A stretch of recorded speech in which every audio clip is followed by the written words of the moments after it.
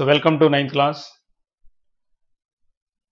Today we are going to do some problems. Do this and try these problems.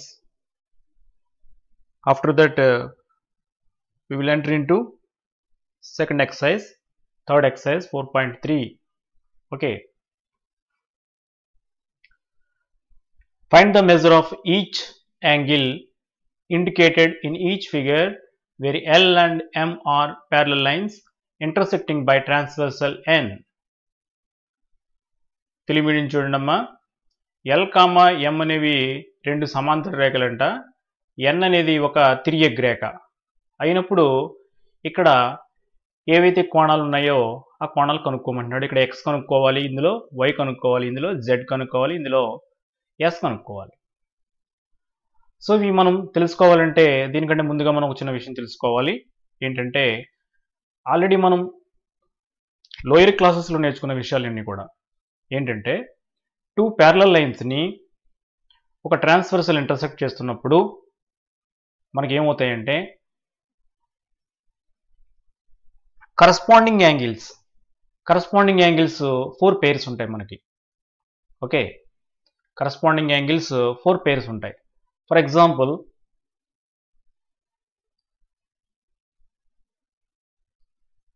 ఇవి 2 lines తీసుకుంటున్నాను. ఇప్పుడు నేను ఈ 2 లైన్స్ కూడా ప్యారలల్ లైన్స్ కింద తీసుకుంటున్నాను. నేను ఇది ట్రాన్స్వర్సల్ అనుకుంటున్నాను. ఇది transversal. So this is L, this is M and N is the transversal. సో ఇప్పుడు మనకి ఇక్కడ చూసుకున్నట్లయితే ఇది 1, ఇది 2, 3, 4, 5, 6, 7, 8 ఇలా యాంగిల్స్ పెట్టుకున్నాను నేను. ఈ యాంగిల్స్లో 2, 7 ఏమంటామంటే మనం 2, 7 కాదు, 2, 6. నెక్స్ట్ 3, 7. Next 1, 5 and 4, 8. ఈ 4 పైర్స్ యాంగిల్స్ని ఏమంటాం అంటే మనం కరస్పాండింగ్ యాంగిల్స్, సదృశ్య కోణాలు అని అంటాం. సదృశ్య కోణాలు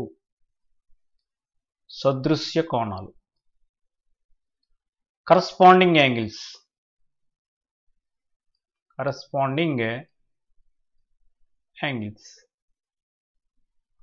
ఓకే, సో ఎప్పుడైనా సరే 2 లైన్స్ ప్యారలల్ లైన్స్ అయితే ఆటోమేటిక్గా ఈ కరస్పాండింగ్ యాంగిల్స్ అన్ని ఎలా ఉంటాయంటే ఈక్వల్గా ఉంటాయి.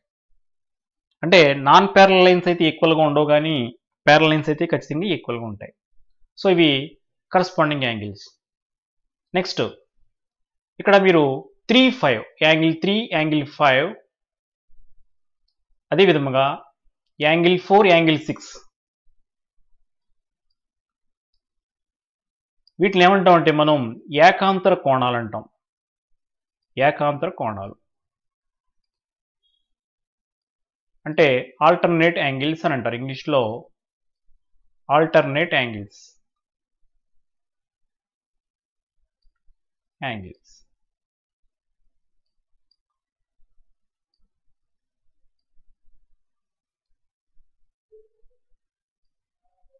సదృశ్య కోణాలు అంటే అవి తిర్యగ్రేఖకి ఒకవైపునే ఉంటాయి, అవి ఆసన్న కోణాలు అవ్వకూడదు, పైగా ఒకటేమో అంతర్కోణం అవ్వాలి, ఇప్పుడు బాహ్య కోణం అవ్వాలి. చూడండి 2, 6 చూసినట్లయితే తిర్యగ్రేఖకి ఒకే వైపున ఉన్నాయి, అవి 2 పక్కన లేవు, ఒకటేమో బాహ్యంగా ఉంది, ఒకటేమో అంతరంలో ఉంది.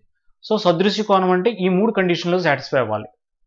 So corresponding angles must be same side of the given transversal and they should not be adjacent angles, and one angle must be interior and one angle must be exterior. So that kind of angles are known as corresponding angles. ఏకాంతర కోణాలు ఇవి తిర్యగ్రేఖకి చివరి వైపున ఉండాలి, అంతరంలో ఉండాలి, ఆసన్న కోణాలు కాకూడదు.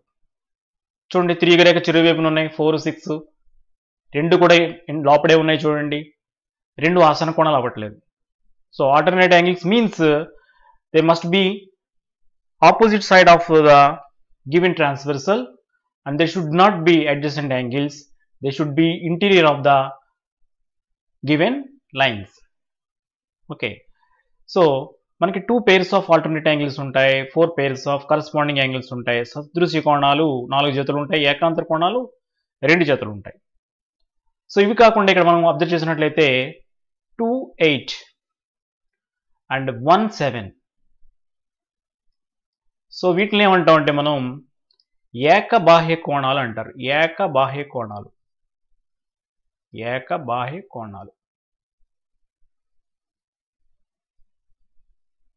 ఏకబాహ్య కోణాలు అంటే ఆల్టర్నేట్ ఎక్స్టీరియర్ యాంగిల్స్ అని అంటారు. వీటిని ఏమంటారు? Alternate exterior angles. Alternate exterior angles.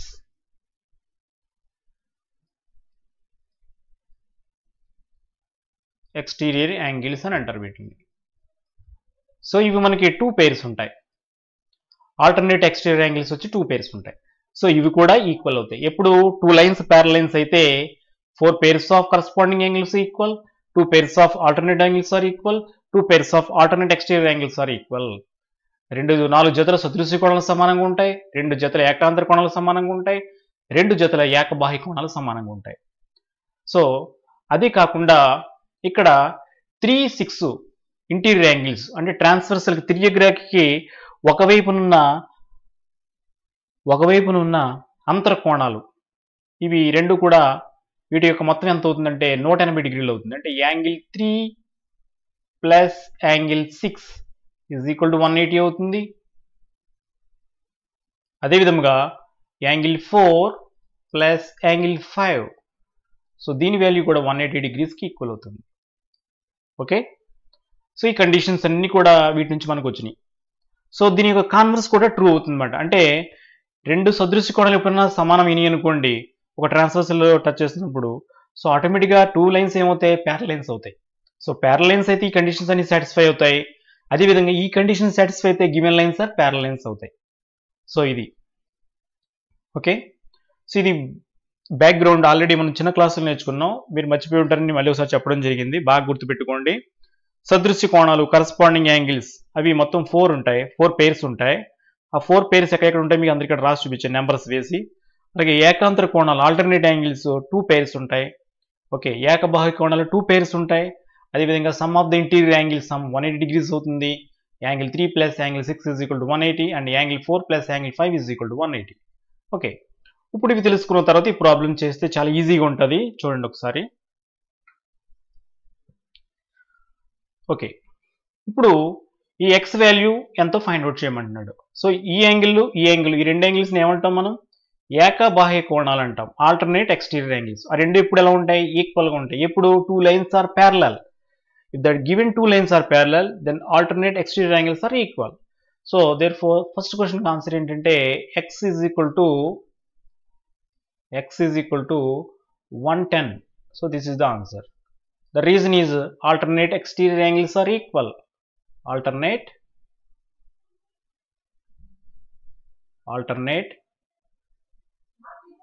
exterior angles. Alternate exterior angles.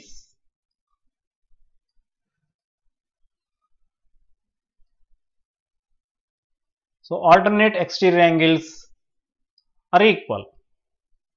So ఏకబాహ్య కోణాలు తెలుగులో ఏమంటాం అంటే ఏకబాహ్య కోణాలు అని అంటాం. ఏకబాహ్య కోణాలు. ఓకే,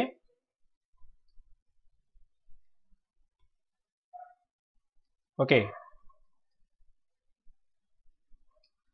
Now second one,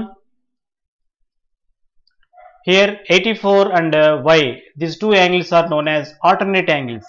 ఏకాంతర కోణాలు అంటాం. ఈ రెండు రేఖలు సమాంతర రేఖలు కాబట్టి రెండు ఈక్వల్గా ఉంటాయి మనకి. therefore y is equal to 84 degrees. y is equal to 84 degrees. So the reason ఏంటంటే మనకి ఇక్కడ alternate angles, alternate interior angles అని రాయాల్సిన అవసరం లేదు. ఆల్టర్నేట్ యాంగిల్స్ అంటే ఆటోమేటిక్గా ఇంటీరియర్ యాంగిల్స్ అన్నమాట. Alternate angles. Okay,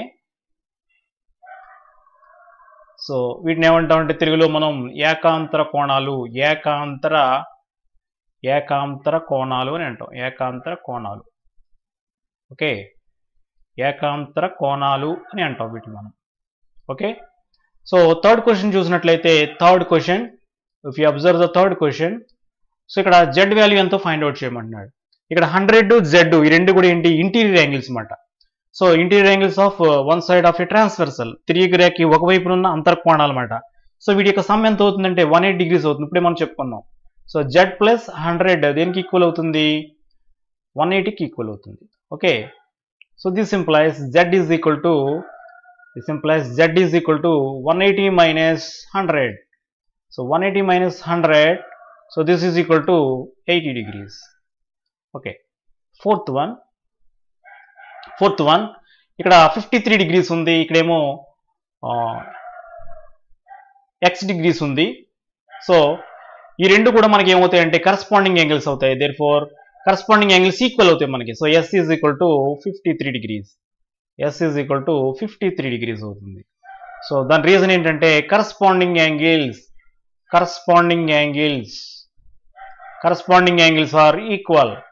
so corresponding angles okay, వీటిని మనం ఏమంటాం అంటే కరస్పాండింగ్ యాంగిల్స్ అంటే సదృశ్య కోణాలు మనకి ఎప్పుడు కూడా రెండు రేఖలు సమాంతర రేఖలు అయితే సదృశ్య కోణాలు సమానంగా ఉంటాయి. సో సదృశ్య కోణాలు అని రాస్తాం. సో ఈ విధంగా వీటి యొక్క వాల్యూస్ని మనం ఫైండ్ అవుట్ చేసుకోవచ్చు. Okay, so next solve for X and give reasons. So ఇక్కడ కొన్ని ప్రాబ్లమ్స్ ఇవ్వడం జరిగింది, దీని నుండి ఎక్స్ వాల్యూస్ ఫైండ్ అవుట్ చేయాలి, రీజన్స్ కూడా చెప్పాలి. అయితే ఇక్కడ మనకి ఒక కండిషన్ కూడా ఇవ్వాలి. ఇక్కడ అది ఇవ్వలేదు ఈ ప్రాబ్లంలో. ఇక్కడ చూడండి, ఎల్ ఎం ప్యారలల్ అని చెప్పాలి. ఇక్కడ ప్యారలల్ కాదని చెప్పాలి, అంటే చూడటానికి ప్యారలల్ కింద కనిపిస్తున్నాయి కాబట్టి. కానీ ఇక్కడ మనకి ప్యారలల్ కాదనేది ఇక్కడ ఇవ్వాలి. సో బహుశా ఇది ప్యారలల్ అని ఉద్దేశంతో ఇవ్వడం జరిగింది కాబట్టి ఈ రెండు ఇక్కడ ఉన్న ఎల్ ఎం ప్యారలల్ ని మనం కన్సిడర్ చేసుకుందాం. ఎల్ ప్యారలల్ టు ఎం అని కన్సిడర్ చేసుకుందాం. ఓకే, ఇటువంటి చిన్న మిస్టేక్స్ ఉంటాయి, మనం జాగ్రత్తగా ఆలోచించి చెప్పాలన్నమాట. The student does not accept an argument unless he is logically convinced. So that is the main formula, the main theme of mathematics. And argument is student does not accept an argument unless he is logically convinced. So ఇక్కడ మనకి L parallel to M అని ఇవ్వలేదు, so problem చేయమని ఇవ్వడం జరిగింది. So this is a mistake మాట. ఇక్కడ L parallel to M అని ఇవ్వాలి ఇక్కడ ఖచ్చితంగా. ఓకే, కానీ ప్రాబ్లం చేయాలి కాబట్టి మనం కన్సిడర్ చేసుకుందాం, ఎల్ ప్యారలల్ టు ఎం అని కన్సిడర్ చేసుకుని ప్రాబ్లం చేయాలి, లేకపోతే మనం ఏం చేయలేము దీన్ని. ఓకే, సో దీంట్లో ఫస్ట్ ప్రాబ్లం ఏంటంటే L parallel to M and N is the transversal. So these two angles are equal because these two angles are corresponding angles. The first one is, ఆ రెండు కోణాలు ఏమవుతాయంటే సదృశ్య కోణాలు అవుతాయి. So 11x plus 2 is equal to 75 degrees. ఎందుకు equal చేసాం, reason రాయమని చెప్పాడు. ఎందుకని రీజన్ ఏంటి చెప్పండి, వీటికి corresponding angles.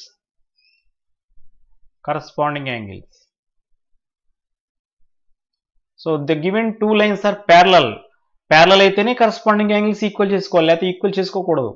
Corresponding angles. Okay, సదృశ్య కోణాలు తెలుగు మీడియం అయితే సదృశ్య కోణాలు ఏమవుతాయి మనకి ఎప్పుడు కూడా సమానం అవుతాయి. సదృశ్య కోణాలు. Okay, so this implies 11x is equal to 75 minus 2. So this is equal to 75 minus 2 is 73. Therefore x is equal to 73 by 11. Okay, ఇక్కడ మనకి ఈ ప్రాబ్లంలో x మైనస్ 2 అని ఇచ్చుంటే 11x మైనస్ 2 అని ఇచ్చుంటే ఆన్సర్ 7 వచ్చి ఉండేది, కానీ ఆ విధంగా ఇవ్వలేదు. సో ఫ్రాక్షన్ వచ్చింది ఇక్కడ. ఓకే, సో ఈ విధంగా ఈ ఫస్ట్ ప్రాబ్లం చేయాలి. సో నెక్స్ట్ సెకండ్ ప్రాబ్లం చూద్దాం. సెకండ్ ప్రాబ్లం ఇక్కడ మీకు క్లియర్గా అర్థమవుతుంది, ఆల్టర్నేట్ యాంగిల్స్. సో ఇక్కడ రాద్దాం. ఫస్ట్ సొల్యూషన్లో మనం ఏం రాద్దాం అంటే సొల్యూషన్లో 8x minus 4 comma 60 degrees or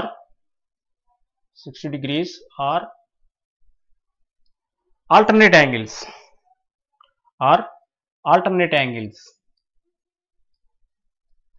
Alternate angles. ఏకాంతర కోణాలు. ఏకాంతర కోణాలు.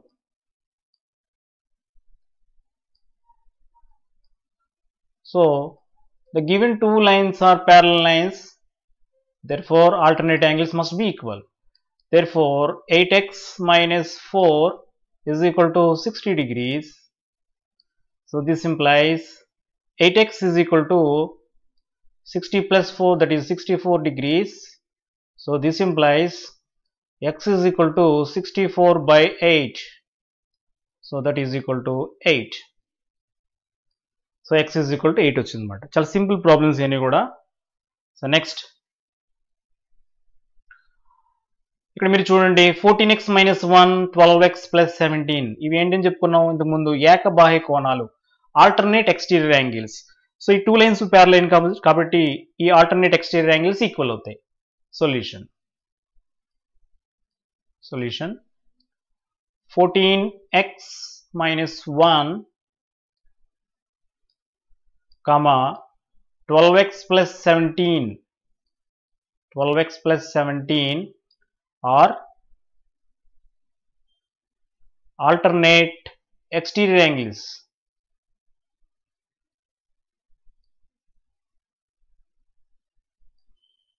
Alternate exterior angles.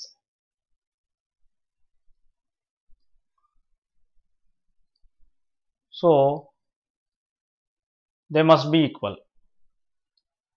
ఏకబాహ్య కోణాలు తెలుగులో అయితే ఏమంటాం మనం? ఏకబాహ్య కోణాలు. ఏకబాహ్య కోణాలు. Okay. Therefore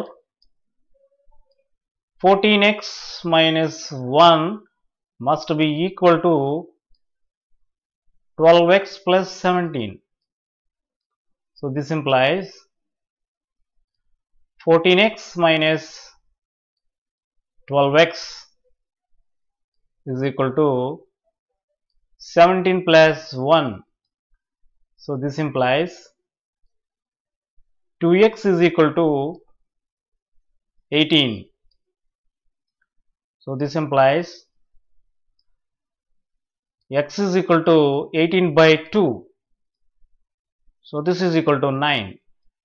The value of x is 9 degrees. So ఈ విధంగా మనం ఈ ప్రాబ్లం చేసుకోవాలన్నమాట. ఓకే. సో నెక్స్ట్ వన్ ఇక్కడ చూడండి, ఇవేంటివి? Corresponding angles. Corresponding angles already ఇక్కడ ఈ ప్రాబ్లం ఎలా చేసాం సేమ్ అదే విధంగా కరస్పాండింగ్ యాంగిల్స్ సదృశ్య కోణాలు అన్నమాట. Okay. So solution 13x minus 5 comma 17x plus 5 are corresponding angles. Corresponding angles. Okay. సదృశ్య కోణాలు. సదృశ్య కోణాలు. సదృశ్య కోణాలు.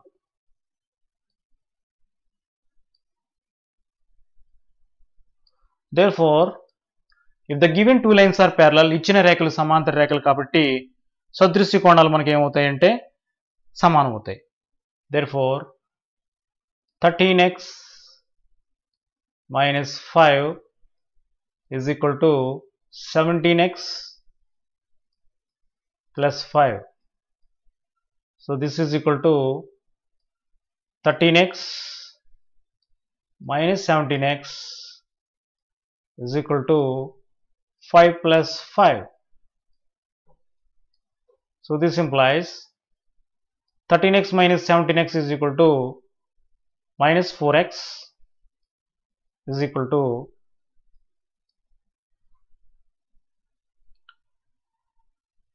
minus 4x is equal to 10, and therefore x is equal to minus 10 by 4.